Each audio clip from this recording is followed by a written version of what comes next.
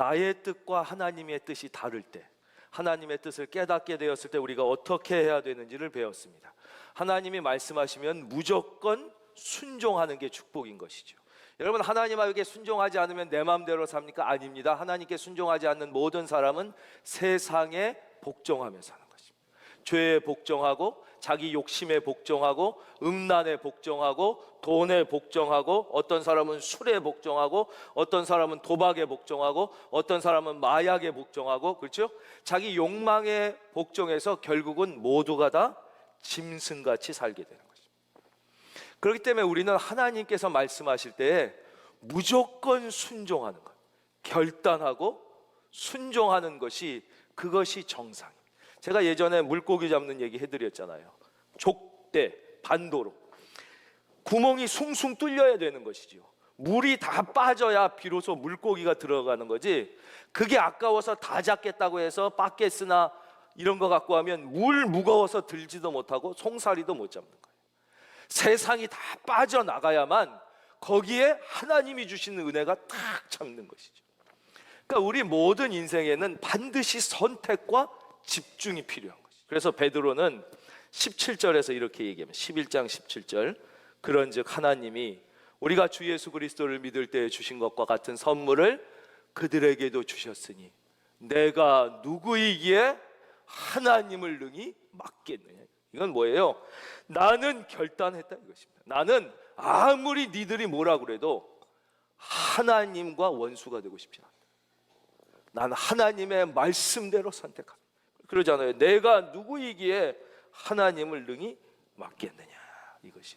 그러니까 여러분들도 세상이 뭐라고 우리를 비웃어도, 또 같이 믿는 사람들이 이해하지 못해도 베드로처럼 이런 결단이 있어야 되는 거예요. 결단이. 이런 결단이 있자 이제 놀라운 이 역사들이, 하나님의 역사가 계속 일어나는 이야기가 이제 19절 이하에 쭉 나옵니다. 19절, 그때 스데반의 일로 일어난 환란으로 말미암아 흩어진 자들이 베니게와 구브로와 안디옥까지 이르러 유대인에게만 말씀을 전하는데, 그 중에 구브로와 구레네 몇 사람이 안디옥에 이르러 헬라인에게도 말하여 주 예수를 전파하니. 21절, 이건 한번 같이 읽어볼까요? 우리 가정에 계신 분도 다 같이 읽습니다. 시작.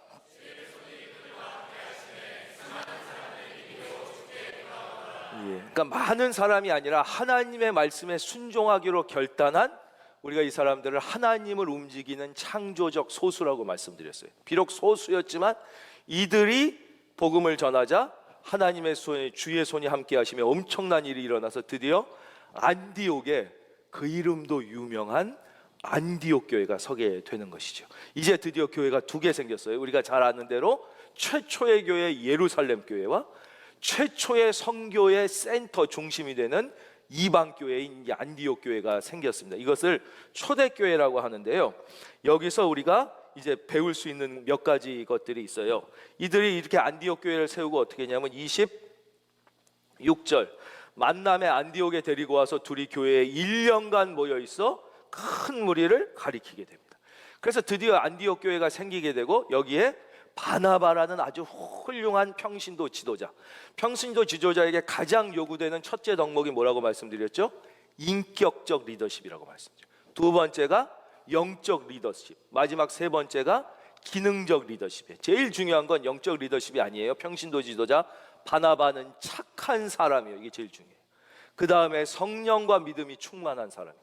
그러니까 인격이 제일 중요하고, 그 다음에 영적 리더십이 중요하고, 또 마지막 기능적 리더십도 필요합니다. 자기에게 맡겨준 그 사명을 잘 감당할 수 있는. 이제 바나바가, 이 평신도 지도자가 이제 사도 바울을 찾으러 간 것이죠. 사도 바울은 자기보다 나이도 어리고 믿음도 늦게 믿고 훨씬 후배였지만, 그 영적 지도자를 찾으러 가서 이제 모시고 와서 안디옥에서 1년 동안 예배하고 제자 훈련을 했다는 것이에요. 그 이야기가 이제 26절에 나와 있어요. 만남의 안디옥에 데리고 와서 둘이 교회에 1년간 모여 있어 큰 무리를 가르쳤고, 그 다음에 이제 제자들이부터, 우리가 화면 보고 제자들이부터 읽겠습니다. 시작. 제자들이 안디옥에서 비로소 그리스도인이라 일컬음을 받게 되었더라. 근데 이 사람들이 이제 예배 드리고 제자 훈련 받는 모습을 세상 사람들이 보면서, 저 사람들 뭐야? 뭔데 저렇게 많이 모여서 저러고 있어? 그랬더니 아, 저 사람들이 그리스도를 믿는 사람이라고 그러던데 또 아니래. 그 사람들은 그냥 믿는 게 아니라 그리스도를 따르는 사람들이래. 뭐 아니라 했는데 그냥 따르는 게 아니라 무슨 그리스도의 영이 함께하는 사람들이라고 그러던데 도대체 저 사람들 정체가 뭐야? 그리스도를 믿는 사람이래, 그리스도를 따르는 사람이래, 그리스도의 영이 뭐 그 속에 있는 사람이래 막 이러면서 그래? 그러면 우리가 저 사람들을 그리스도인이라고 부르자 이렇게 된 것이에요. 그래서 이제 이 안디옥 교회 사람들을 보고 안 믿는 사람들이 별명을 하나 붙여주는 것이에요. 그게 바로 그리스도인이라는 별명. 바로 그때부터 우리가 다 그리스도인이잖아요. 최초로 그리스도인이라는 이름이 생겨나게 된 것입니다. 26절 화면 다시 보겠습니다. 만남의 안디옥에 데리고 와서 둘이 교회에서 1년간 모여있어 큰 무리를 가르쳤고, 다시 한번 읽습니다. 제자들이부터 시작.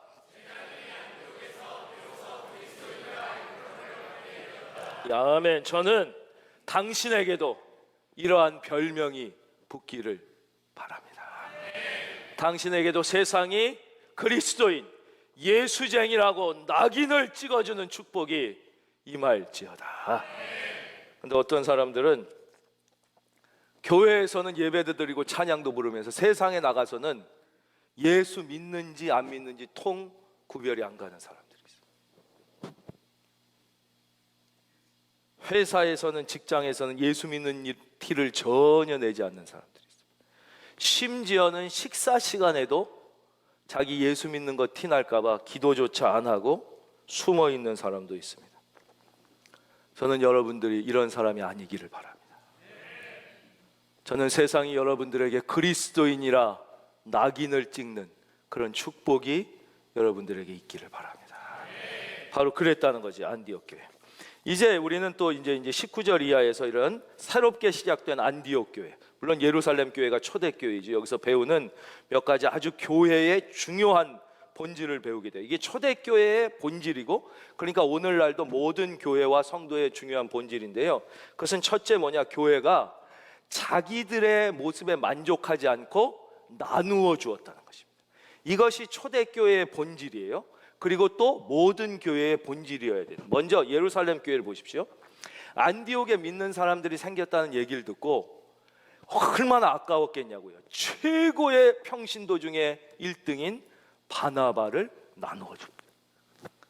가장 착하고 성령과 믿음이 충만하고 성령이 임하자 자기의 소유를 팔아 사도들의 발 앞에 내놓고 나눠주라고 했던 이 분을 얼마나 이 사도들이 나눠주기 싫었겠냐고요. 사실은 보통 우리가 보내면 1등을 보냅니까? 한 2등이나 3등 정도 보내려고 그러죠. 근데 가장 귀한 바나바를 안디옥 교회를 위하여 기쁘게 내어줬다. 이게 초대교회의 본질이라는 것이죠. 또 이제 이 뒤에 보게 되지만 안디옥 교회는 이 위대한 말씀의 종이었진 사도 바울이 얼마나 말씀의 은혜가 있었겠어요. 큰 무리가 막 이제 은혜 받고 제자 훈련 받는데 이 또 사도 바울을 파송합니다. 울면서 목사님 저희가 보내드리겠습니다. 저희 교회만이 아니라 저 세계의 영혼들을 위하여 보내드립니다. 그러면서 그 얼마나 은혜가 충만하고 자기들이 붙잡고 싶었겠지만 그 안디옥 교회는 또 사도 바울을 보내는 이런 이제 모습들을 발견하게 되는 것이죠. 또 하나, 이 예루살렘 교회는 평신도 선교사를 파송했다는 거예요. 저는 우리 교회가 참 부족하고 모자른 교회지만 평신도 선교사를 인정하고 파송한 교회가 된 것에 대하여 하나님께 감사드립니다. 그렇죠. 그것에 만족하면 안 됩니다. 저는 우리 중에 많은 분들이 이전에는 우리가 목사들만 선교사로 가는 거로 잘못 생각하던 시대도 있었잖아요. 그렇죠? 많은 분들이 자기의 각자의 재능과 삶을 하나님께 드려서 더 많은 평신도 선교사가 우리 교회에서 나가고 또 우리 교회가 기도로 이렇게 후원할 수 있는 일이 되기를 계속 기도하고, 그것도 우리 교회의 이상과 우리 교회의 핵심 가치와 똑같습니다. 그리고 두 번째는 또 이 예배만 드린 게 아니라 열심히 모여서 하나님의 말씀을 공부했다는 거예요. 우리말로 하면 제자 훈련을 열심히 했다는 것입니다. 예루살렘 교회나 안디옥 교회나. 그래서 우리 교회도 많은 분들이 제자 훈련에 참여하고 계시지만 혹시라도 이 제자 훈련의 은혜에서 제외된 분들이 있다면 이것처럼 귀하고 좋은 게 없으니까 제자 훈련. 우리는 앞으로도 계속해서 예배만 드릴 뿐만 아니라 하나님의 말씀을 공부하는 교회, 우리가 가르치는 교회가 되어야 되고요. 세 번째는 바나바와 사도 바울이 동역했다는 거예요. 협력하여 일했다는 것이 또 우리가 초대교회에서 배워야 되는 아주 중요한 교회의 본질입니다. 즉 혼자 일하지 않고 함께 일했다는 것입니다. 평신도 지도자와 사도인 지도자가 혼자 사도가 우리가 다 하겠다 뭐 이러지 않았다는 것이죠. 예, 또 평신도 지도자는 영적 지도자를 모셔오고 인정하고 같이 동역했다는 것이죠. 이것이 이 초대교회의 본질이고 교회의 본질이고 이제 배워야 되는 모습이죠. 우리 교회는 뭐 제가 인격도 부족하고 영적 리더십도 부족하지만 우리가 이런 교회가 되기 위해서 이제 계속 우리는 기도하고 이렇게 계속 나가야 된다는 것입니다. 이렇게 이제 예루살렘 교회와 안디옥 교회가 행복하게 기쁘게 능력 있게 목회를 하고 있는데 이들에게 손님이 찾아오기 시작합니다. 27절이에요. 그때에 선지자들이 예루살렘에서 안디옥에 이르니 그 중에 아가보라고 하는 한 사람이 일어나 성령으로 말하되 천하에 큰 흉년이 들리라 하더니 글라우디오 때에 그렇게 됐다는 거예요. 이렇게 아주 행복하고 기쁘게 능력 있게 목회를 하고 있었는데 이 믿음이 충만한 사람들이 와서 그 중에 아가보라는 사람이 큰 흉년이 천하에 들 것이다, 이런 이제 예언을 성령으로 했다는 거예요. 그런 일이 일어났을 때 그럼 이 안디옥 교회가 어떻게 했느냐가 29절과 30절에 써 있습니다. 29절 제자들이 각각 그 힘대로 유대에 사는 형제들에게 부조를 보내기로 작정하고 30절 다 같이요 시작.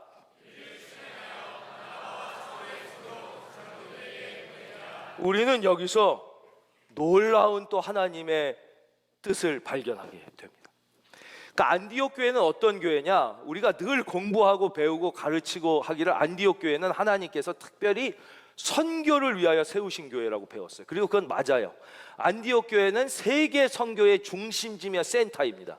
여기에서부터 이제 사도 바울이 파송될 뿐만 아니라 모든 세계 선교의 사역들이 파송되기 시작하는데 놀랍게도 안디옥 교회가 모여서 예배를 드리고 제자 훈련을 한 다음에 교회다운 모습을 갖추게 된 후에 대외적으로 했던 첫 번째 사역은 선교가 아니라 구제였다는 사실입니다.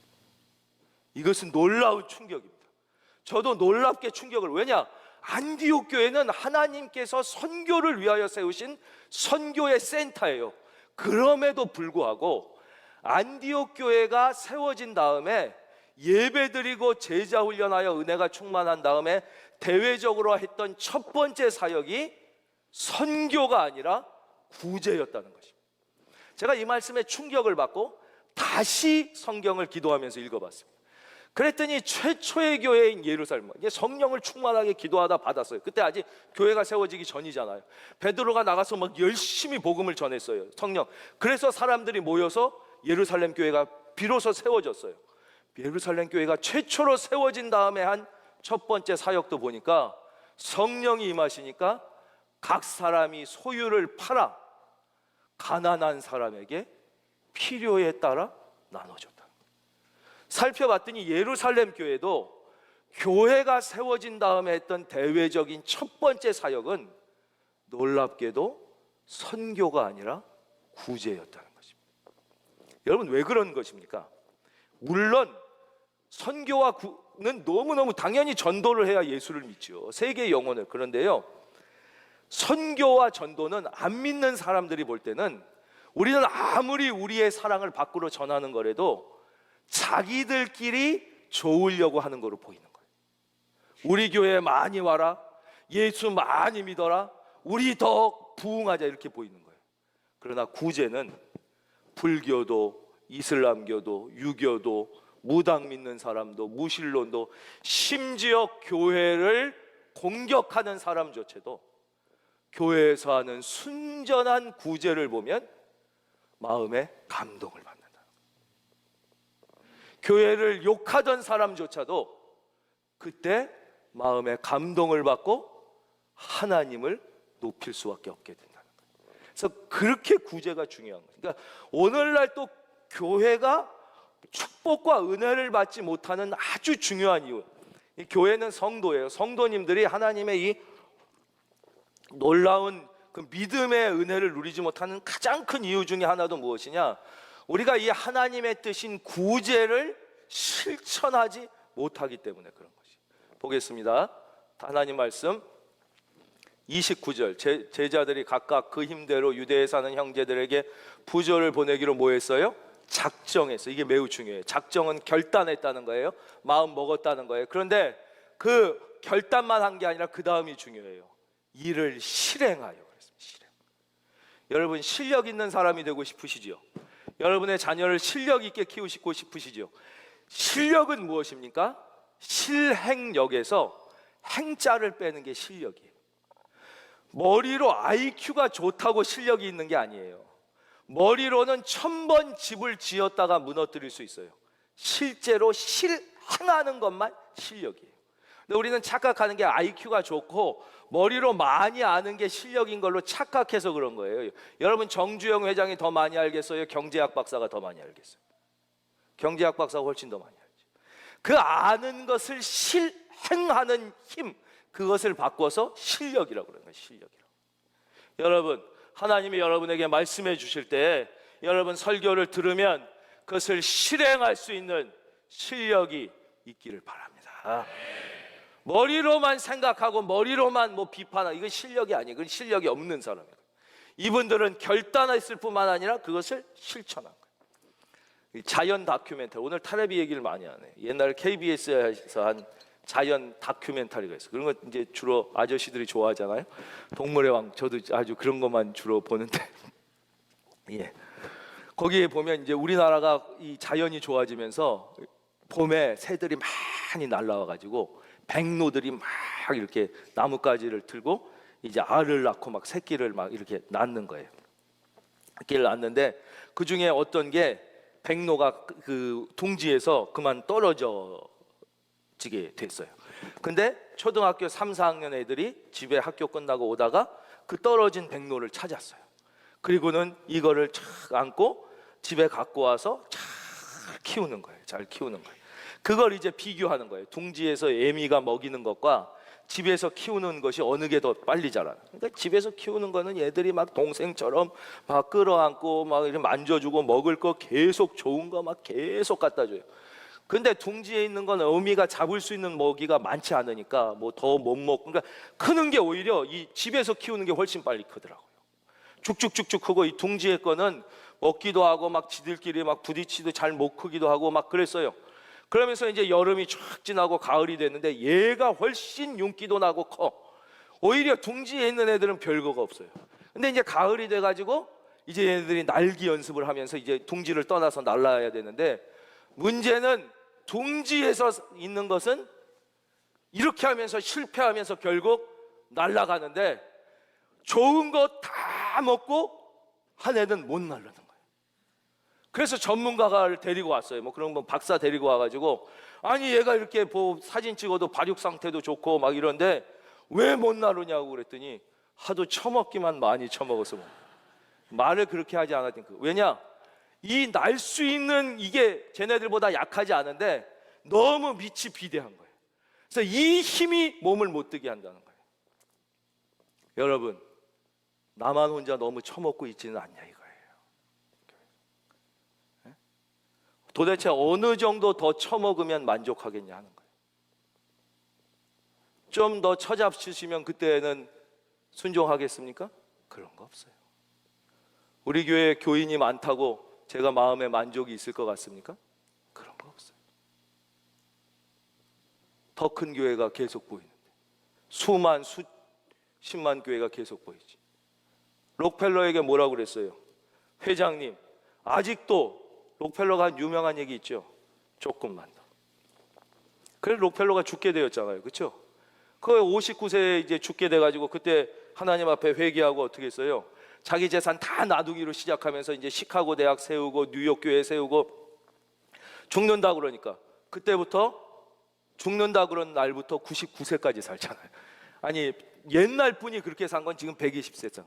그분이 한 유명한 말이 있었습니다. 더 가지려고 할 때 나는 쫓기며 살았다. 나누기 시작할 때 비로소 나는 자유로워질 수 있었다. 그러니까 지금 내가 순종하지 못하면 안 된다는 것이에요. 그래서 지금 우리가 순종할 때 이처럼 이 교회는 선교의 중심지고 하지만 이렇게 나누는 것이죠. 그러니까 이제 세상 사람들은 자기는 비록 못 그래도 교회를 볼 때, 하나님의 교인들, 성도님을 볼 때는 자기는 안 그래도 교회는 그래야 된다고 생각하고 있다는 거예요. 그런데 안 그러니까 지금 세상적으로 소위 말해서 뭐 막 성령도 충만하고 막 은혜도 있고 선교도 열심히 하고 막 찬양도 뜨겁게 부르는 교회들조차도 세상이 그 교회를 존경하고 신뢰하지 못하고 의심의 눈초리를 보내고 있잖아요. 이게 진짜인가? 왜냐, 선교 전도 이런 건 아무리 많이 해도 지들끼리 하는 거로 보이는 거예요. 그러니까 늘 여전히 의심의 눈초리를 보내요. 이게 좋은 예는 아닌데 예를 하나 들어드리겠습니다.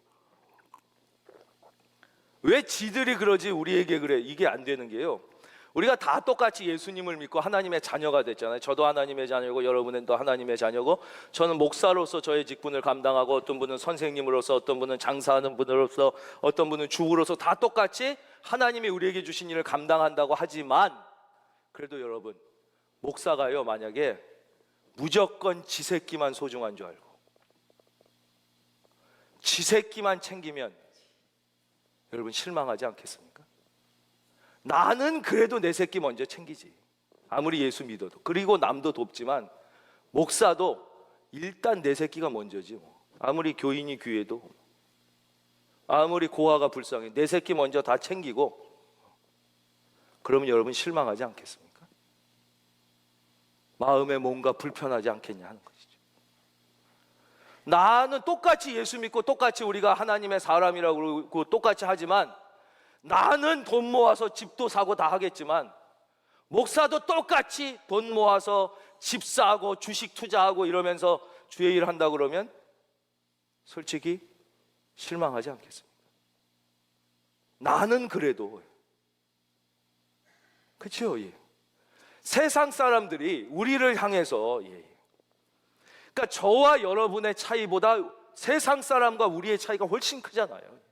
우리는 모두 구원받은 하나님의 자녀라는 동일한 신분과 자기에게 주어진 자리에서 하나님의 영광을 위하여 산다는 동일한 목표를 가지고 있잖아요. 세상은 그러니까 세상 사람들은 아무리 그래도 내가 이해는 하지만 그래도 목사는 좀 다르기를 기대하는 것처럼 세상은 더 기대하는 거죠. 세상은 나에게 다르기를 기대한다는 것이 오늘 우리가 반드시 기억해야 되는 하나님의, 난 싫은데요? 여러분, 그게 이미 여러분 팔자예요. 팔자. 하나님이 여러분을 선택하신 거예요. 하나님의 사랑의 작대기가 여러분에게 이미 왔어요. 여러분이 싫다고 하면 그때는 다 파토나는 거예요. 파토나는 거예요. 여러분은 하나님의 은혜를 떠나서 세상에서 살 수 있는 방법이 없다는 사실을 믿고 지금 이 순간부터 여러분 결단하는 은혜가 있기를 주의 이름으로 축원합니다. 성령 받은 교회, 그래서 성령 받은 성도의 첫 번째 특징은 구제하는 것이고, 그 다음 전도하며 선교하는 것이에요. 그 다음에 축복받고 병 고침받고 능력받고 은사받고 복받는 건 그 다음 문제라는 거예요. 그럼 축복받고 은혜받고 능력받고 병 고침받는 건 나쁜 마음이냐? 그렇진 않아요. 하나님은 그걸 다 이해하시는 거예요. 내가 좋은 대학에 들어가고 싶다, 이게 왜 나쁜 거예요? 내 자녀가 좋은 대학 합격해, 그건 나쁜 게 아니에요. 그런 마음을 누구나 다 가질 수 있죠. 그러면 어떻게 해야 돼요? 좋은 대학에 들어가고 싶으면 첫째 공부를 열심히 해야 돼요. 공부를 열심히 해서 두 번째 시험 점수가 잘 나와야 돼요. 그래서 그 시험 점수를 갖고 지원해야 좋은 대학에 들어가는 거예요. 순서가 있단 말이에요. 그런데 시험은 잘 보고 싶은데 공부는 열심히 안 하겠다, 그건 뭐 컨닝하겠다는 뜻뿐이 더 되냐 이거예요. 시험 점수는 잘 못 나왔는데 대학은 좋은 데 가고 싶다, 이거는 교수들 매수해서 누구처럼 이렇게 억지로 애를 들여보내겠다는 거랑 똑같다는 거 아니에요. 하나님께서 뭐라고 그러셨어요? 너희에게 복을 주시겠다. 그러나 뭐예요? 너희는 먼저 그의 나라와 그의 뜻을 구하라. 먼저 공부를 열심히 해야지 시험을 잘 보고 시험을 잘 봐야 좋은 대학에 들어갈 거 아니에요. 그 다음에 뭐라 그러셨어요? 내 영혼이 잘됨 같이. 먼저 하나님의 말씀에 순종하여 내 영혼이 잘 돼야 범사가 잘 되고 영육의 강건함의 은혜를 하나님이 주시는데, 순서는 안 되면 컨닝해서 시험 잘 보겠다고 그 인생 망하는 거죠. 시험 점수 나쁜데 좋은 대학 들어가는 것은 무슨 불법으로 죄를 져서 들어가면 그거는 다 끝난다 이것이죠. 그러니까 여러분, 하나님께서는 여러분을 복 주시길 기뻐하고 여러분이 하나님으로부터 은혜와 축복을 받기로 하는 마음을 미워하시는 게 아니에요. 그러나 하나님의 뜻대로 순종할 때, 할렐루야. 그래서 이들은 각각 그 힘대로 유대에 사는 형제들에게 분노를 보내기로 작정했을 뿐만 아니라 이를 실행해서 바나바와 사울의 손으로 장로님들에게 보내게 됩니다. 그렇다면 이제 헌금 얘기입니다. 제가 이 본문을 오늘 결정한 게 아니에요. 잘 아시죠? 우리는 계속 순서대로 본문을 보고 있습니다. 여기에 헌금의 아주 중요한 두 가지 원칙에 대해서 나옵니다. 첫째, 헌금은 어떻게 하는 것이냐? 제자들이 각각 했다는 것입니다. 이것이 헌금의 아주 중요한 원칙입니다.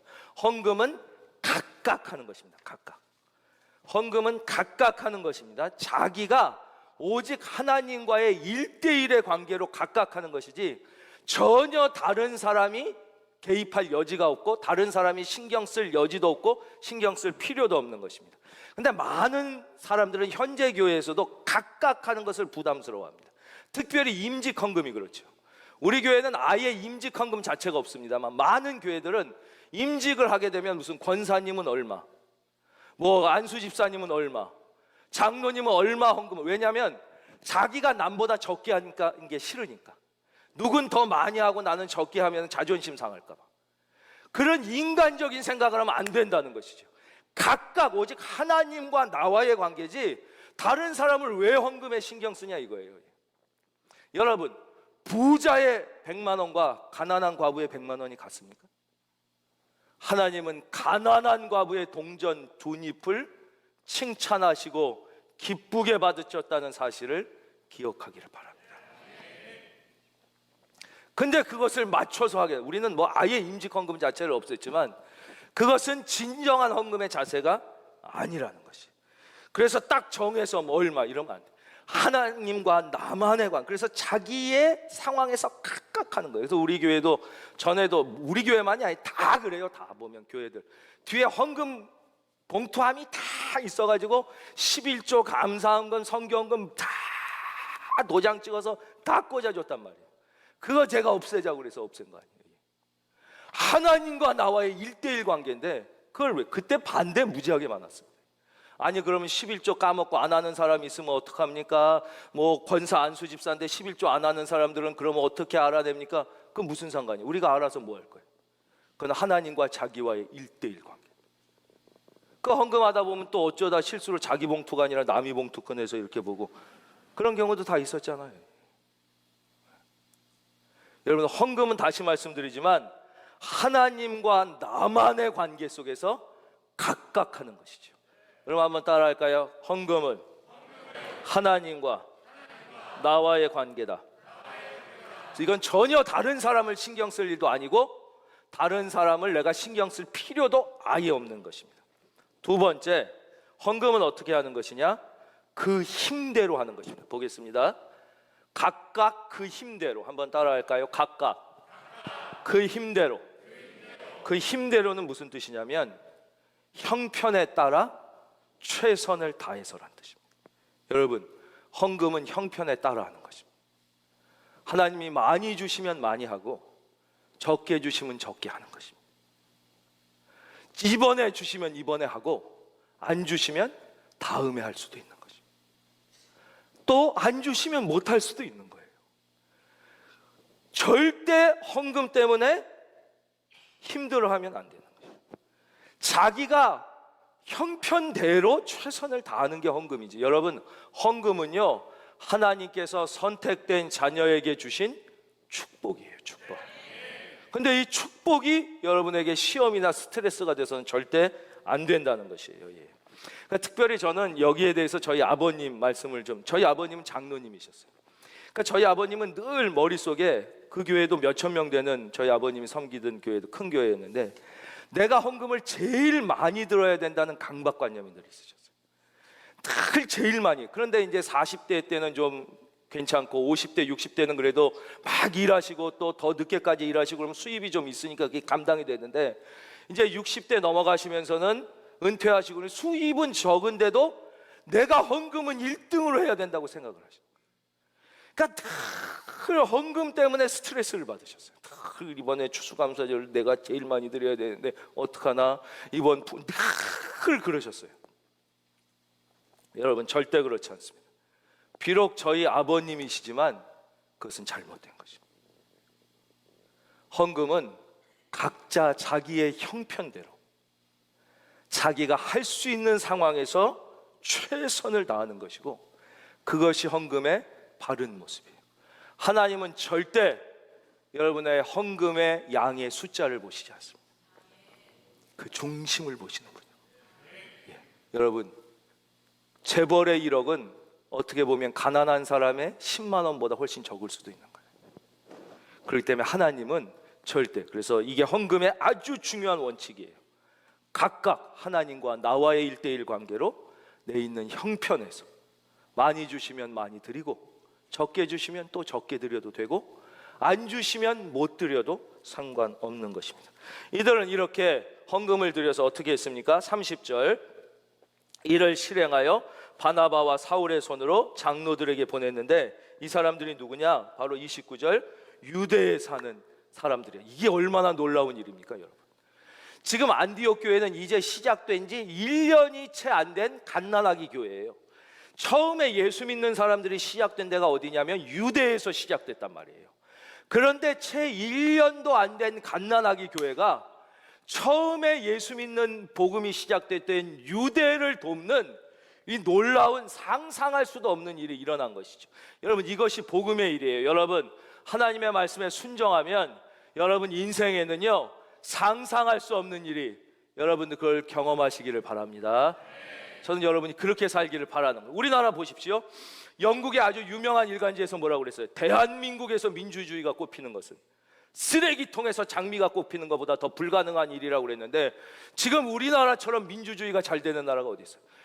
불과 0.7% 차이로 대통령이 됐지만 국가에 소요 사태가 일어나지 않는 이 정도의 성숙한 민주의식을 가졌고, 여러 차례 계속하여 평화적 정권 교체가 됐을 뿐만 아니라 탄핵이 이루어졌는데도 밀란이 일어나지 않는 이 정도 수준의 민주주의는 서구에서도 상상하기 어려울 정도조차예요. 물론 자기가 찍은 사람 안 된 분은 좀 기분이 나쁘겠지만 그건 어쩔 수 없는 거예요. 이쪽 됐다 저쪽 됐다 하는 거니까.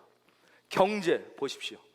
2차 세계대전 직후 세계에서 제일 못 사는 두 번째 나라에서, 수많은 나라에서 우리에게 원조를 주고 거지와 고아들을 들끓던 이 나라가 유일하게 원조받던 나라에서 2차 세계대전 이후에 원조하는 나라가 된 나라는 전 세계의 대한민국이 유일한데, 그냥 원조하는 정도가 아니에요. 우리나라가 세상을 돕는 힘이요, 미국, 영국, 독일 다음에 네 번째입니다. 여러분, 이건 좀 자부심을 갖기를 바라요. 저는 하나님께서 우리나라를 통하여 일본을 견인하실 것을 믿습니다. 일본은요, 잘 사는데도 외부 돕는 게 너무 적어요. 안 되는 거예요, 안 되는 거예요. 잘 사니까 돕는 게 아니에요. 도울 때 하나님이 복을 주시는 거예요. 도울 때 복을 주시는, 그게 성경의 말씀이에요. 저는 여러분들에게도 이러한 축복이 있기를 바랍니다. 불가능한, 요즘에 우리 보면 다 문제가 뭐예요? 아버지가 재벌이니까 자식들이 물려받아 재벌. 이 예수 믿는 사람은 반대의 일이 일어나야 되는 거예요. 애가 너무 잘 돼서 갑자기 재벌이 돼서 아버지를 회장으로 모시는 거예요. 좀 이런 일이 일어나면 얼마나 좋겠습니까? 우리나라가 50년 전에 오늘 이런 선진국이 될 걸 누가 상상할 수 있어요? 원조만 안 받아도 좋겠다고 하던 나라. 그때는 우리의 목표가 뭐였어요? 어떻게 하면 더 원조를 많이 받을까였잖아요. 그게 아니라 오히려 원조를 더 많이 줄 수 있게 완전히 상황이 뒤바뀌는, 바로 안디옥 교회에서 일어난 이런 역사들이 저는 여러분의 믿음 속에서도 일어나게 되기를 바랍니다.